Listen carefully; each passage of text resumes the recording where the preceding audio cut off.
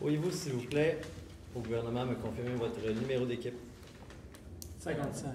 55. À l'opposition? 59. Merci beaucoup. Donc, rapidement,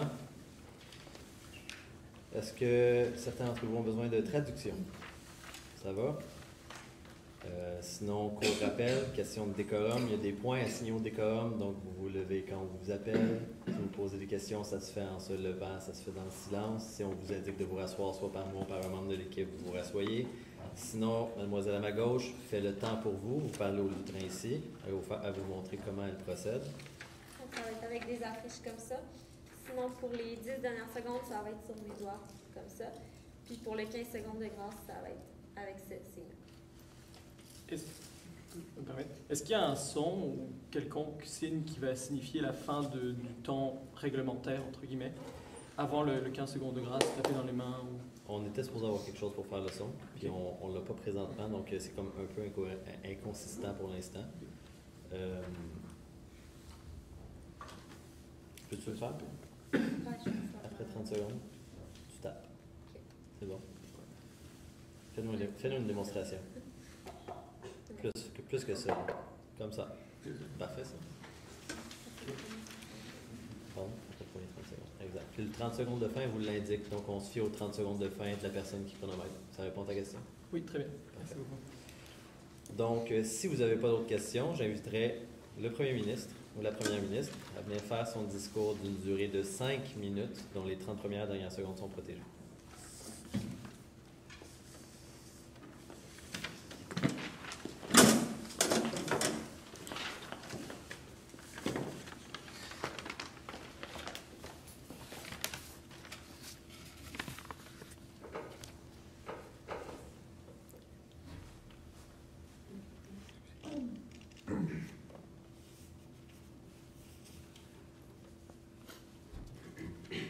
Distingués collègues de l'opposition, distingués collègues au gouvernement, distingués président, distingués auditoire. Nous sommes dans une société aujourd'hui qui est en plein changement dans la manière dont nous envisageons en fait l'offre d'Internet en ligne de manière générale et surtout l'offre de contenu en ligne. On a aujourd'hui beaucoup de contenu de diffusion de contenu justement, d'émissions. On parle de streaming, notamment Netflix, Amazon Prime ou ce genre de contenu vidéo en fait, qui sont exclusivement étrangers ou très peu canadiens.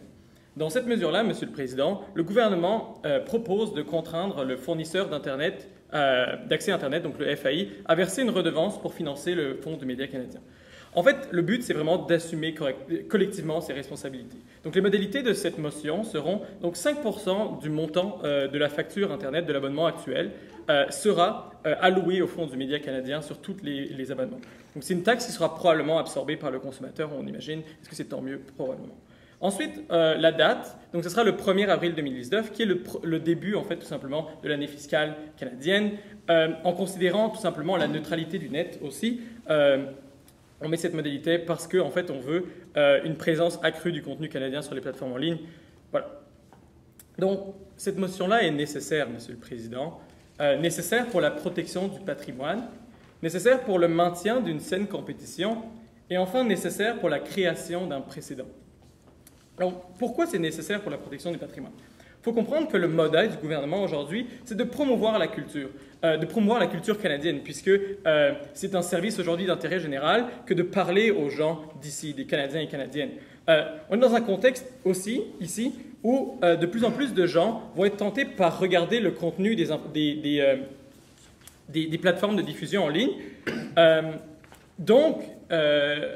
En fait, ce service d'intérêt général-là sera pris en charge tout simplement par le Fonds du média canadien qui devrait organiser le financement et qui pourra diversifier son offre. On s'entend, Monsieur le Président, qu'un Fonds du média canadien qui a plus de pouvoir pour produire du contenu YouTube, par exemple, pour produire du contenu qui sera disponible sur Netflix de cette manière-là, ben forcément, Monsieur le Président, qu'on va pouvoir mieux promouvoir et mieux sécuriser, mieux protéger, assurer la pérennité du patrimoine canadien culturel sur le long terme.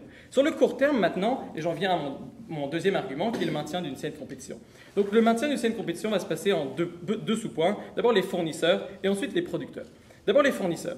On s'entend, Monsieur le Président, qu'en plus d'être des fournisseurs d'accès Internet, certains FAI, justement, sont des câblo-distributeurs qui versent déjà cette redevance-là au Fonds du média canadien.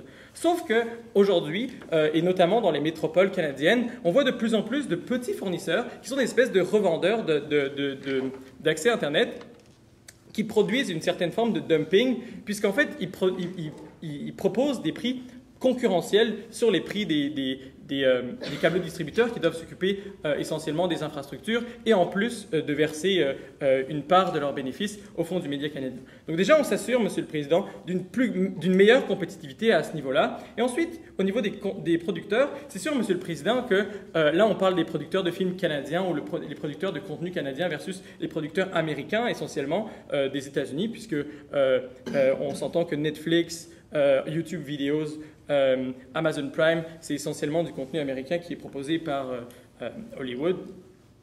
Donc on conserve une certaine forme d'équilibre, une certaine forme d'un écart relatif, parce qu'on s'entend qu'on ne pourra jamais abolir le déséquilibre de puissance complètement, mais on pense que conserver un écart relatif est important et que cette motion-là, Monsieur le Président, permettra de conserver cet écart relatif et donc de maintenir une saine compétition.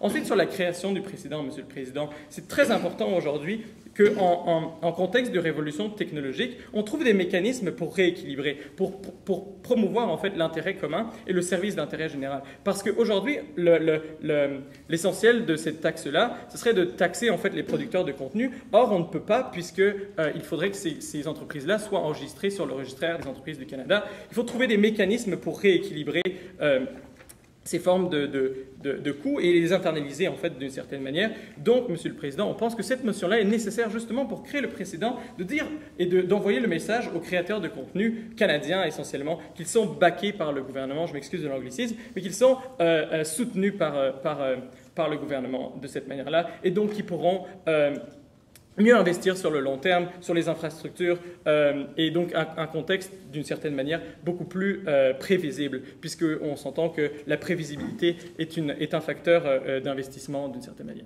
Donc pour la protection du patrimoine, pour le maintien d'une saine compétition et pour la création d'un précédent, il est nécessaire d'accepter cette motion. Merci beaucoup. Merci.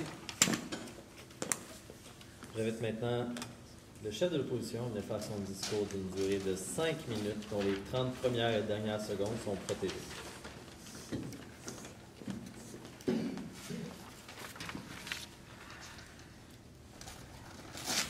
Merci, Monsieur le Président, chers collègues du gouvernement, chers collègues de l'opposition. C'est avec fierté que l'opposition s'oppose à cette motion. Nous comprenons la problématique, nous comprenons l'objectif du gouvernement, mais nous sommes contre les moyens qu'il utilise actuellement.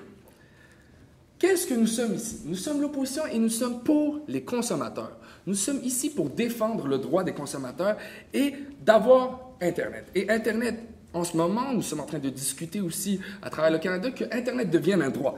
Et le gouvernement est en train de s'attaquer à ce droit des consommateurs et s'attaquer aux consommateurs eux-mêmes. Mon premier argument sera la restriction d'Internet, le deuxième, le manque d'écoute et le troisième, barrière à l'entrée. Premier argument, la restriction d'Internet. Étant donné que la facture va être refilée aux consommateurs, comme le gouvernement l'a dit, qu'est-ce qu'on est en train de faire?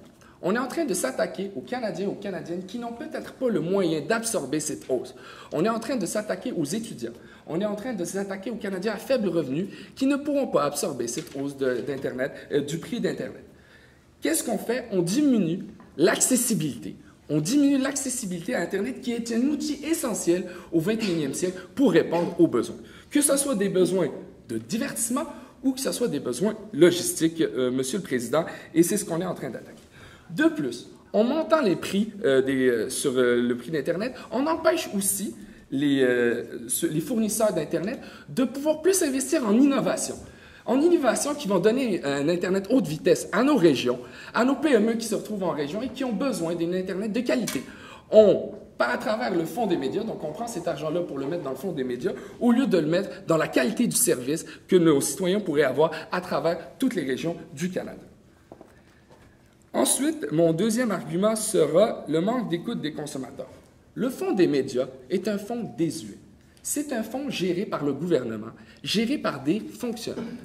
Ça ne représente pas les Canadiens et les Canadiennes. Quel est le moyen de choisir? Le moyen de choisir, c'est en consommant, c'est en décidant de payer un prix. Il n'y a pas un fonctionnaire qui va dire « Qu'est-ce que j'aimerais écouter? Qu'est-ce que je voudrais écouter, Monsieur le Président? » C'est moi, à travers l'achat de divertissement, à travers mon abonnement à Netflix, par exemple.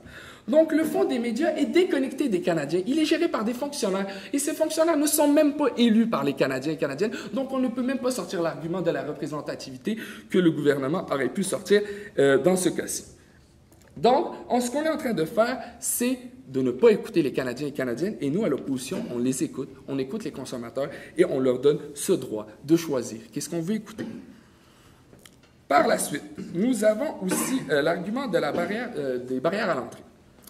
Le marché des fournisseurs Internet est un marché qui a un grand monopole. Il y a des géants qui sont actuellement au Canada et donc qui choisissent le peu de consommateurs qu'il y a. Bon, finalement, qu'est-ce qu'on est en train de faire? En montant les prix, on empêche des petits joueurs, justement, de rentrer dans ces services. Pourquoi?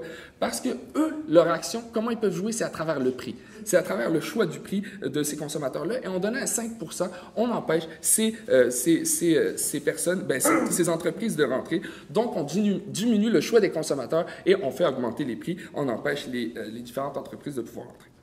Bon, maintenant, je vais passer à la réfutation des arguments qui nous ont été amenés. Le premier qui est patrimoine. Bon.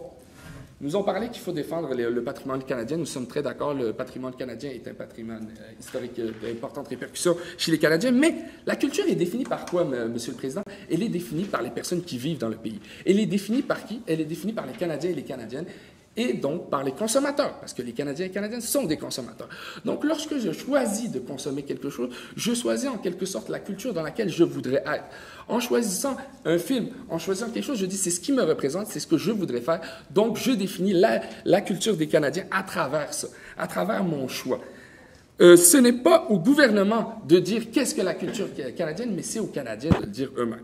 Et c'est ça que nous, à l'opposition, nous défendons. Nous voulons une culture qui est diversifiée, une culture qui est aussi ouverte au monde. Parce que le Canada, il y a des étrangers, il y a des immigrants, et ces immigrants-là, il y a aussi la culture américaine qui est importante, c'est nos voisins. Donc, nous acceptons ces cultures, et c'est à travers ce multiculturalisme-là canadien, en fait, qu'on définit la culture canadienne, et non pas en s'enfermant, en défendant ça.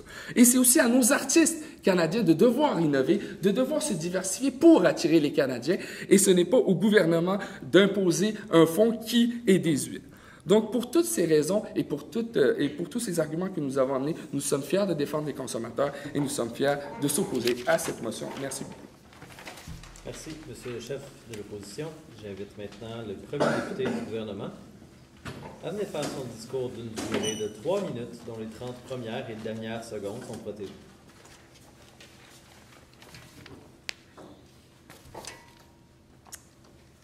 Monsieur le Président, distingués collègues au gouvernement, distingués collègues à l'opposition, j'aimerais commencer mon tour de parole avec une période de réfutation des arguments qui ont été proposés par l'opposition. Donc, pour commencer, on nous parle de la restriction à l'accès à Internet, qui vient totalement en contradiction avec leur troisième argument, qui nous parle d'une barrière à l'entrée. On nous dit que la facture va être refilée aux consommateurs, que le monde n'aura plus accès à cet Internet. On nous présente ça comme un besoin, un bien nécessaire. Cependant, la demande va être élastique ou non élastique. Si le consommateur pense que l'Internet est si nécessaire à sa vie, on croit que le 5 % il va être prêt à s'adapter et à payer pour conserver la production de contenu canadien. Donc, j'aimerais aussi poursuivre avec leur troisième argument qui nous dit qu'il y a une barrière à l'entrée. Là, premièrement, on nous dit que le 5 % va être refilé aux consommateurs. Après, on nous dit que ce 5 %-là va empêcher les petits joueurs de rentrer sur le marché. Ça vient complètement en contradiction avec l'autre. Puisque si c'est le consommateur qui le paye, ce n'est pas les petits joueurs qui vont devoir prendre le coût eux-mêmes. Donc, un des arguments ne tient pas. Par la suite, on nous dit que leur deuxième argument était le manque d'écoute, que c'est des fonctionnaires qui choisissent, qui ne savent pas c'est quoi les goûts des Canadiens, que le consommateur devrait pouvoir choisir ce qu'il écoute et ce qu'il aime. Cependant, s'il n'y a plus de contenu canadien en ondes, puisque le fonds risque de disparaître si on n'applique pas la motion qui est proposée aujourd'hui, eh bien, il ne pourra tout simplement pas écouter de contenu canadien. Donc, il ne pourra pas exprimer son goût de voir des émissions canadiennes, des séries ou des films canadiens, puisqu'il n'y en aura tout simplement plus. J'aimerais maintenant reconstruire les arguments qui ont été présentés par le premier ministre. Donc, premièrement, on dit que la protection du patrimoine canadien, c'est aux Canadiens de décider ce qu'ils considèrent comme son patrimoine. Comme je l'ai dit un peu plus tôt, s'il n'y a plus de contenu canadien, il ne peut tout simplement pas en écouter et s'identifier à ce qu'il voit.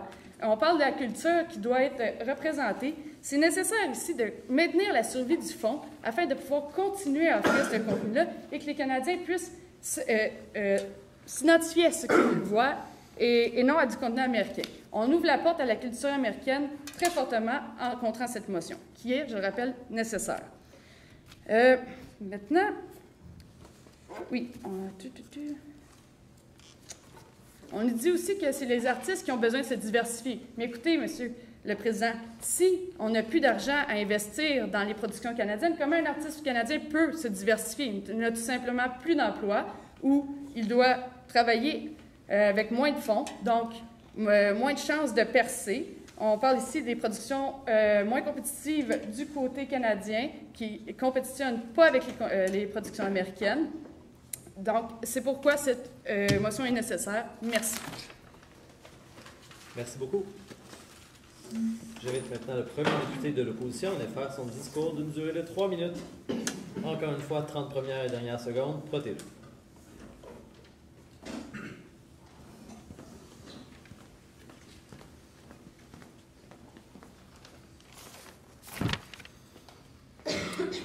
Chers collègues de l'opposition, chers collègues au gouvernement, cher président, à l'opposition, comme parti, nous sommes outrés de voir ce projet de loi qui nous est proposé, car on croit que le gouvernement, présentement, est complètement déconnecté de son peuple canadien et canadienne, qui sont les consommateurs de ce contenu. On n'est pas à l'écoute de ce qu'ils font. Donc, l'argument que je vais vous apporter aujourd'hui, c'est l'iniquité de l'utilisation des services entre les différents consommateurs. Car chaque consommateur utilise différemment Internet. Et, de fait même, ce n'est pas tous les consommateurs qui consomment des produits liés aux médias. Donc, qu'est-ce qu'on dit? C'est que d'abord, on rajoute un fardeau à la facture des consommateurs, mais en plus, on rajoute un fardeau à la facture de consommateurs qui n'utilisent pas le produit. Donc, on soutient au gouvernement le principe de non-utilisateur-payeur. Donc, ainsi, on atteint directement le gouvernement, on atteint directement les consommateurs dans leurs demandes et de qu'est-ce qu'ils veulent. Par exemple, une entreprise qui fait de la logistique n'aura pas nécessairement un besoin grand au niveau des médias et nécessairement va payer beaucoup plus. Donc, on atteint directement les entreprises canadiennes qui consomment beaucoup d'Internet et qui n'utilisent pas des médias. Donc, ces entreprises-là vont être affectées par tout ce qui se passe derrière ça. Ensuite, il faut parler du maintien d'une saine compétition que mes collègues au gouvernement nous ont apporté. Bien, nous, à l'opposition, on ne croit vraiment pas, on croit au contraire que cet apport de cette règle-là, ça ne fait pas de sens pour les nouvelles entreprises. Car, bien sûr, en ajoutant une facture qu'il faut qu'il y ait plus d'argent aux consommateurs qu'ils doivent payer, ils sont moins attirants au niveau de leur contenu, car en plus d'être un nouveau joueur et d'avoir à s'attaquer à des grandes entreprises, ils doivent dire « vous allez payer plus avec notre produit ». Donc, de certaine manière, ils manquent vraiment ils ne sont pas attirants envers les nouveaux consommateurs. Donc, ces petites entreprises-là vont juste être apportées à disparaître au profit des grands joueurs, car le consommateur ne voudra pas aller vers eux. Ensuite, il faut faire attention dans la manière de taxer, car il y aura, d'une certaine manière, pour les câbleaux-distributeurs, une double taxe. C'est pourquoi nous croyons que pour les petites entreprises de câbleaux-distribution, ça ne fait pas de sens de leur mettre un autre fardeau et un fardeau à remettre aux consommateurs, ce qui à l'opposition, ne fait pas de sens. Aussi, j'aimerais dire que si le contenu canadien était si attirant, bien, il plairait au consommateur. Le consommateur a le choix de choisir son contenu et s'il ne plaît pas présentement, le contenu, c'est à lui, c'est au contenu canadien d'apporter quelque chose de meilleur pour nos Canadiens et Canadiennes. Merci. Merci beaucoup. Je vais être maintenant le deuxième député du gouvernement venir faire son discours de 4 minutes, dont les 30 premières dernières secondes, encore une fois, sont protégées.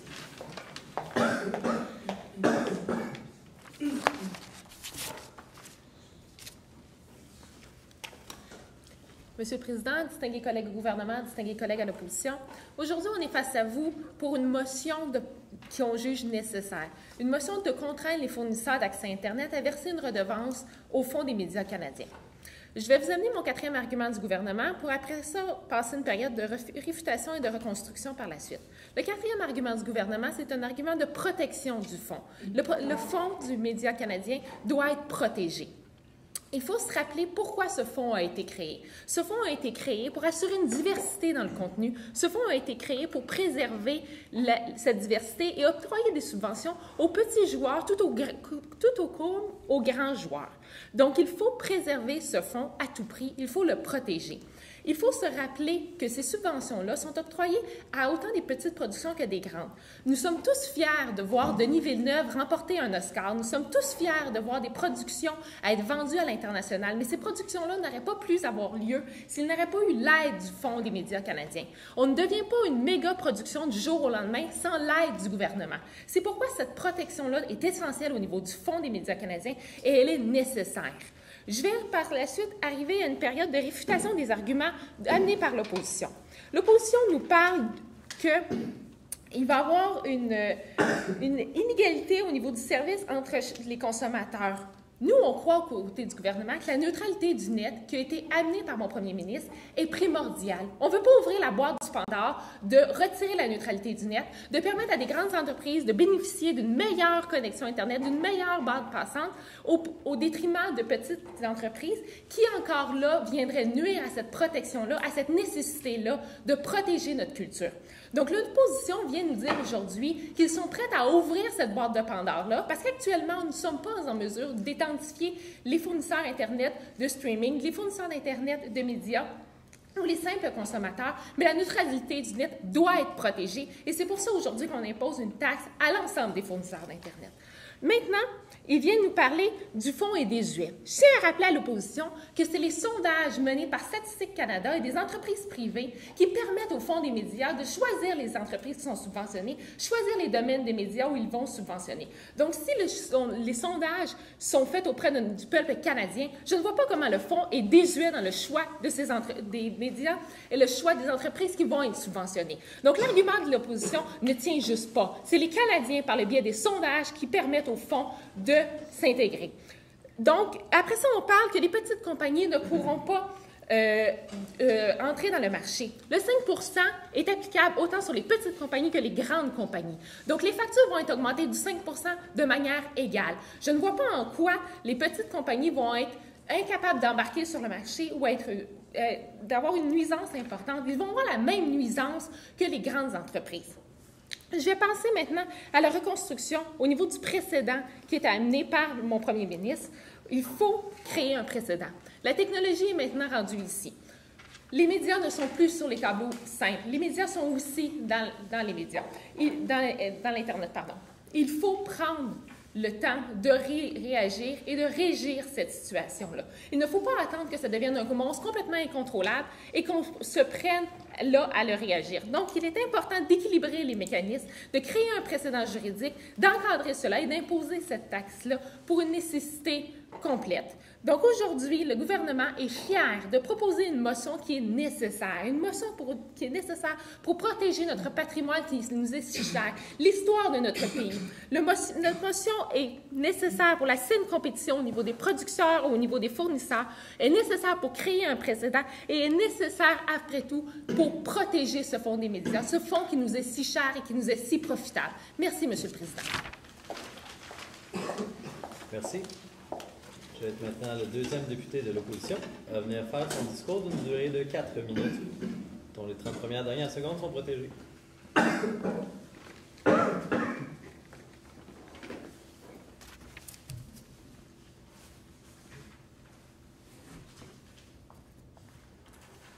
Monsieur le Président, chers collègues du gouvernement et chers collègues de l'opposition, je me dois de me lever aujourd'hui pour rectifier certaines choses qui ont été posées. Je vais tout d'abord réfuter les deux derniers arguments de mes collègues du gouvernement, pour par la suite rectifier le tir sur certaines des réfutations qui ont été apportées par ces 10 collègues. Tout d'abord, on nous parle de créer un précédent pour rééquilibrer l'équilibre des forces. Monsieur le Président, pourquoi est-ce qu'on ne s'inspire pas au gouvernement de ce que plusieurs pays européens ont tenté de faire, c'est-à-dire d'appliquer des taxes directement auprès des services de ces nouveaux joueurs qui viennent changer l'ordre établi? Pourquoi est-ce qu'on cherche à attaquer les consommateurs plutôt que ceux qui profitent de ce système, Monsieur le Président? Nous n'en avons pas contre l'idée du projet. C'est vrai, il faut agir, il y a un déséquilibre. Mais nous en avons contre le moyen, contre la cible. On cible ici les consommateurs plutôt que de cibler réellement le changement qui arrive, c'est-à-dire les nouveaux entrants dans le marché. Par la suite, on nous parle de maintenir, comme quatrième argument, on nous parle de maintenir la survie du Fonds des médias.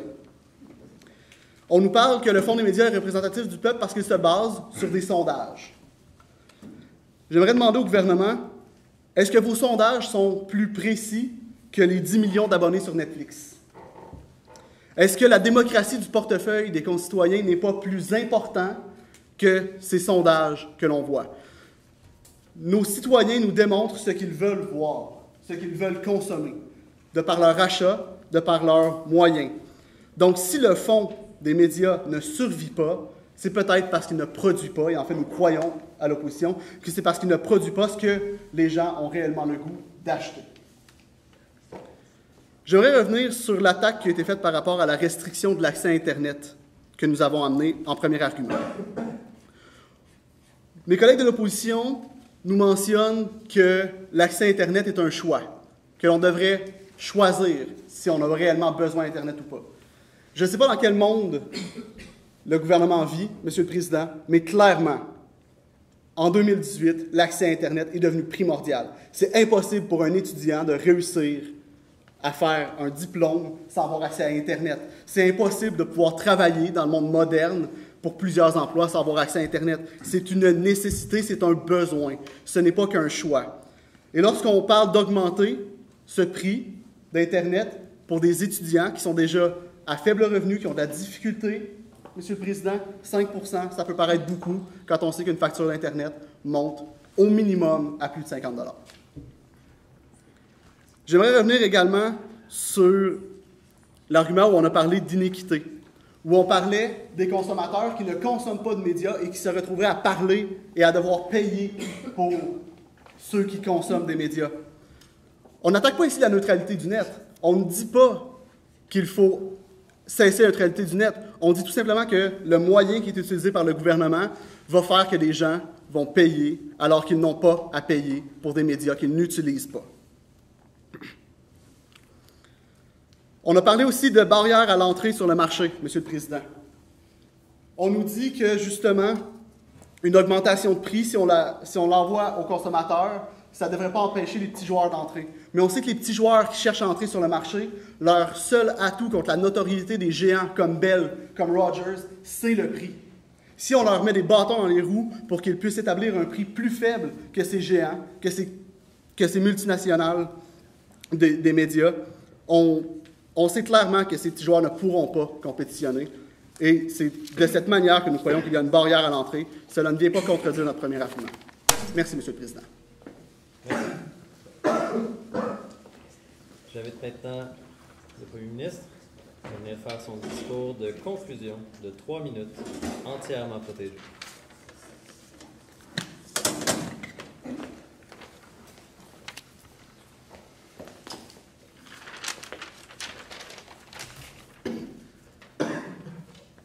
Merci beaucoup, distingués collègues à l'opposition, au gouvernement, distingué président. Je vais d'abord réfuter tout simplement les deux idées ici qui sont amenées par l'opposition dans leur dernier speech. La première, c'est taxer Netflix. On vous a dit déjà que c'était très difficile et voire même impossible de taxer Netflix, notamment parce que ça requiert un enregistrement au registraire du Canada. Et s'ils ne le font pas de bonne foi, Monsieur le Président, ce qu'ils ne feront pas de bonne foi en fait tout simplement, puisqu'on a vu que des ententes avaient lieu justement pour pas qu'ils puissent s'enregistrer, mais qu'ils puissent tout simplement investir 500 millions de dollars sur 5 ans. Enfin bref, tout ça pour dire que c'est compliqué de taxer Netflix. Et en plus, Monsieur le Président, si on taxe Netflix, en fait, simplement Netflix va juste refiler la taxe aux consommateurs. Donc en fait, on répond au même problème ici, Monsieur le Président. C'est quand même le consommateur qui va payer. On s'assure juste, Monsieur le Président, que le consommateur paye quand même dans notre motion. OK. Ensuite, vous parlez de précarité. On parle de 5% de 50 $ par mois. C'est 2,50 $, c'est un café, Monsieur le Président. Est-ce qu'aujourd'hui, on peut consentir à refuser un café pour avoir l'abonnement Internet? Je pense que très certainement que oui, Monsieur le Président. On peut tout simplement promouvoir la culture canadienne par ce biais-là.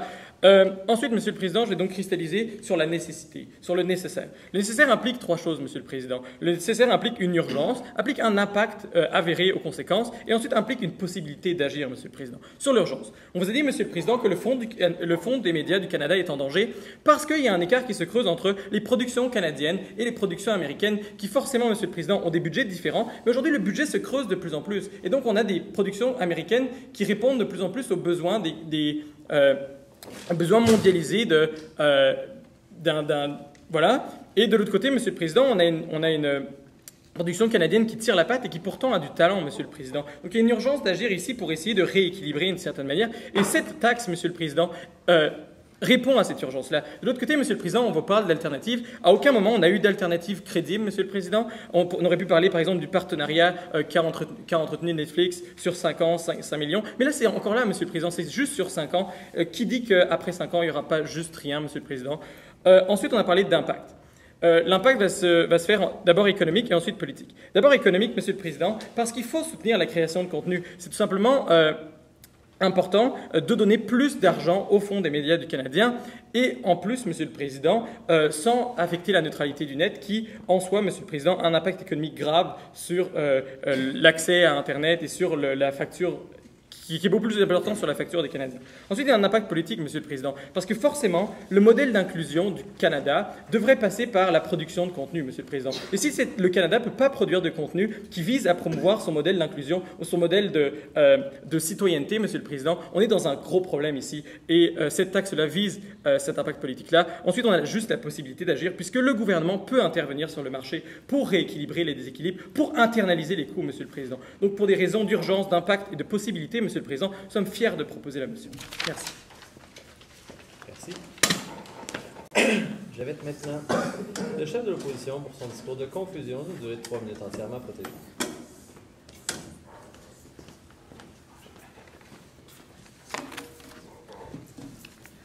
Merci, Monsieur le Président. Donc, premièrement, le gouvernement nous a dit on n'a pas proposé d'alternatives. Ce n'est pas à l'opposition de proposer des alternatives. Nous devons simplement comprendre que ces alternatives que le gouvernement nous propose sont inefficaces ou la motion que le gouvernement nous propose est inefficace et ne va pas atteindre son objectif. Bon, nous avons tout au long du débat défendu les consommateurs. Tout au long du débat, notre ligne directrice était simple.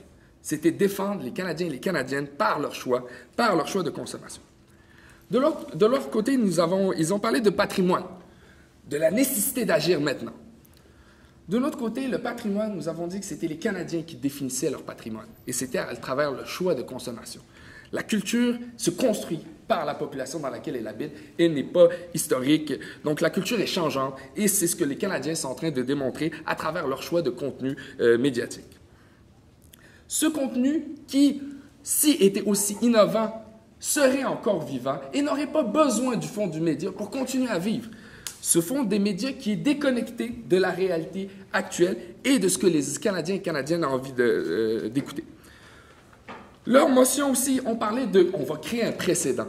Mais chaque précédent n'est pas bon à faire, Monsieur le Président. Chaque précédent n'est pas une chose bonne en soi. Ce n'est pas le précédent qui fait un argument, mais c'est bien l'impact de cet argument. Et de leur côté, ce précédent-là n'a aucun sens, Monsieur le Président. Nous avons aussi parlé de notre côté que les Canadiens et les Canadiennes savent ce qu'ils veulent écouter. Nous avons parlé de défense du consommateur, nous avons parlé de barrières à l'entrée, nous avons parlé de restrictions à Internet, un droit, une nécessité actuellement en 2018, Monsieur le Président. Nous avons parlé de diminuer l'innovation qui vont permettre d'avoir une Internet beaucoup plus rapide dans nos régions. Donc, ce que le gouvernement actuellement est en train de faire, et j'aimerais citer un auteur qui était Benjamin Constant. Il y a deux sortes de liberté, Monsieur le Président. Il y a la liberté des anciens et la liberté des modernes. Et de notre côté, nous défendons la liberté des modernes, la liberté de choisir ce que nous voulons faire, la liberté de choisir dans la vie privée, de ce que nous voulons écouter chez nous, de ce que nous voulons aller voir au cinéma. Et de leur côté, ils sont en train d'imposer par des objectifs politiques à nos Canadiens et à nos Canadiennes ce que nous écoutons dans notre foyer, Monsieur le Président. Et ça, à l'opposition, nous sommes contre. Nous pensons que chaque Canadien et chaque Canadienne est libre et l'opposition défendra cette liberté en tout temps. Les objectifs politiques qui sont de contrer une culture américaine qui est grandissante, de notre côté, nous n'avons pas peur de la culture étrangère. Nous l'acceptons et nous pensons que c'est à travers ce mélange, qu'il y a une culture canadienne qui se construit de jour en jour. Monsieur le Président, ce que le gouvernement est en train de faire, c'est comme si, à l'époque, lorsqu'il y a eu la construction des voitures, nous défendions encore les chariots parce qu'ils étaient canadiens, Monsieur le Président. Ça n'a aucun sens. Acceptons la modernité, acceptons ce que nous sommes maintenant et acceptons les choix des Canadiens et des Canadiennes. Nous, à l'opposition, nous les représentons, nous les défendrons jusqu'à la fin. Merci beaucoup, Monsieur le Président. Merci. Merci aux deux équipes.